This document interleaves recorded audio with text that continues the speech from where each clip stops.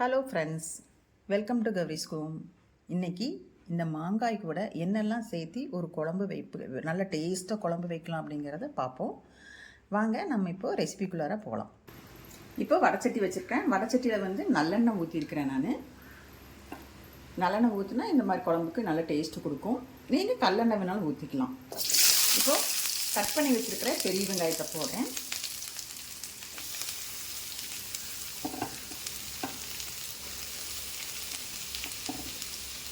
போட்டு நல்லா வதக்குவோம்.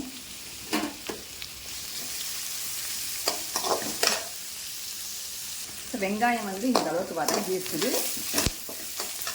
இதில் முருங்கைக்காயை போடலாம். முருங்கைக்காயும் போட்டு நல்லா வதக்கிடுவோம்.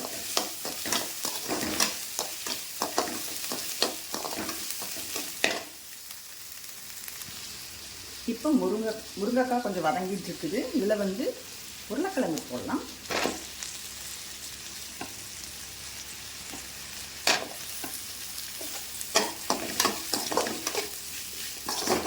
உருளைக்கிழங்கு கொஞ்சம் வதங்கட்டும். இப்போ உருளைக்கிழங்கு கூட கத்திரிக்காயும் கொஞ்சம் சேர்த்துக்கிறேன். அதையும் சேர்த்து நல்லா வதக்குவோம்.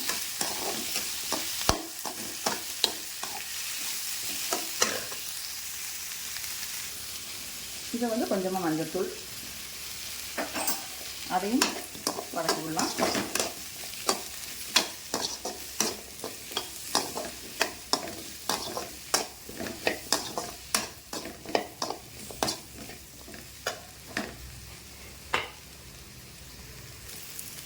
இப்போ இதில் கட் பண்ணி வச்சுருக்கிற மாங்காயை போட்டுடலாம்.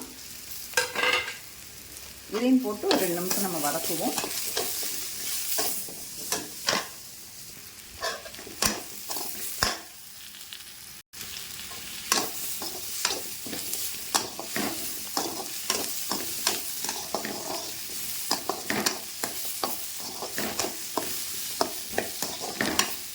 எப்படி இருக்குதுன்னு பாருங்கள். கலர்ஃபுல்லாக எப்படி இருக்குது, அழகாக இருக்குது பார்க்கறதுக்கும். இதில் ஒரு 4 பூண்டு பல் போட்டுக்கிறேன். அதையும் 2 வதக்கிக்கலாம். இப்போது நான் வீட்டில் செஞ்ச குழம்பு பொடி அதை போட்டுறேன். அதை போட்டு 2 பிரட்டி தண்ணி ஊற்றலாம்.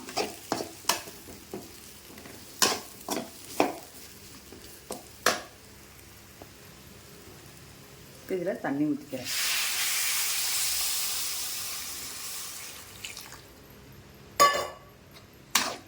இப்போ இது வேகிற அளவுக்கு நம்ம தண்ணி ஊற்றிக்கலாம். ஒரு 10 நிமிஷம் கழித்து பார்ப்போம். வேகட்டும். அடிக்கடி கிண்டி பார்த்துக்கோங்க, அடி பிடிச்சிடாமல் இருக்கிறதுக்காக. ஹலோ, இப்போ 10 நிமிஷம் ஆச்சு வச்சு பாருங்கள், வெந்துட்டு இருக்குது.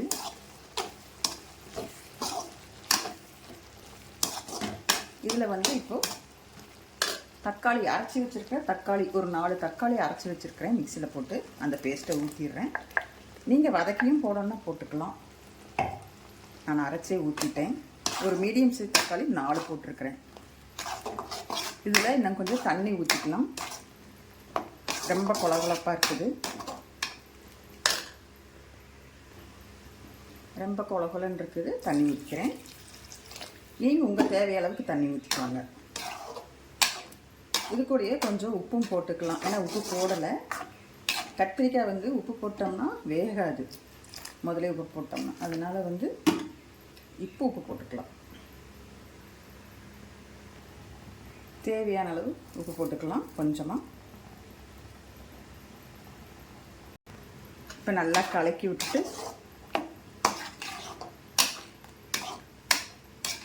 மறுபடியும் ஒரு 5 நிமிஷம் கழித்து பார்ப்போம். குழம்பு கொதிக்கட்டும். 5 நிமிஷம் கழித்து பார்ப்போம். மூடி வச்சிடலாம். 5 நிமிஷம் ஆச்சு. இப்போ முருங்கைக்காய் வெந்திருக்குதான்னு பார்ப்போம். முருங்கைக்காய் இன்னும் வேகலை. இன்னொரு 5 நிமிஷம் வேகணும். அப்புறம் பார்ப்போம். இப்போ இது கூடயே வந்து நான் கொஞ்சம் தேங்காய் அரைச்சி வச்சுருக்கேன். தேங்காய் பேஸ்ட்டு, கொஞ்சம் வெங்காயம், பச்சை வெங்காயம் போட்டு, சின்ன வெங்காயம் போட்டு அரைச்சி வச்சுருக்கிறேன். அதையும் கலந்துக்கிறேன்.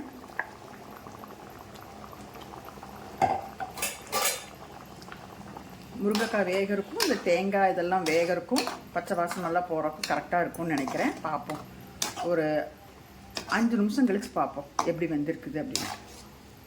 இப்போ குழம்பு ரொம்ப குழகுலன்னு தான் இருக்குது. உங்களுக்கு இந்த மாதிரி தண்ணி வேணும் அப்படின்னா கொஞ்சம் தண்ணி கலந்துக்கோங்க, அப்படி இல்லைன்னா இப்படியே விட்டுடலாம். சரியா? இப்போ இது கூட நான் வந்து கொஞ்சம் கருவேப்பிலையும் கொத்தமல்லியும் போடுறேன். போட்டு அப்படியே வேகட்டும். உப்பெல்லாம் பார்த்துக்கோங்க கரெக்டாக இருக்குதான்னு. ஒரு 10 நிமிஷம் கழிச்சு பார்ப்போம். இப்போ குழம்பு கொதிச்சிருச்சு, எண்ணெய் நல்லா பிரிஞ்சு வந்துருச்சு பாருங்கள். அங்கங்கே எண்ணெய் பிரிஞ்சு வந்திருக்கு. இப்போ குழம்பை தாளித்து இறக்கிக்கலாம். கடுகு, உளுந்தம்பருப்பு, கடலைப்பருப்பெல்லாம் போட்டு குழம்புக்கு தாளிப்பு ரெடி ஆகிட்டு இருக்குது. தாளித்து அப்படியே ஊற்றி இறக்க வேண்டியது தான். இப்போ குழம்பு தாளித்து கொட்டியாச்சு. கடைசியாக வந்து கொஞ்சம் கொத்தமல்லி தழை போட்டாச்சு. போட்டு ஸ்டவ் ஆஃப் பண்ணியாச்சு. குழம்பு இப்போ ரெடி. இந்த ரெசிபி வந்து நீங்கள் செஞ்சு பாருங்கள், ட்ரை பண்ணி பாருங்கள். எப்படி இருக்குன்னு சொல்லுங்கள் எனக்கு கமெண்டில். இந்த வீடியோ பிடிச்சிருந்ததுன்னு எனக்கு ஒரு லைக் பண்ணுங்கள், ஷேர் பண்ணுங்கள். அப்படியே கௌரிஸ் குக்கிங் சேனலை சப்ஸ்கிரைப் பண்ணிவிட்டு பாருங்கள்.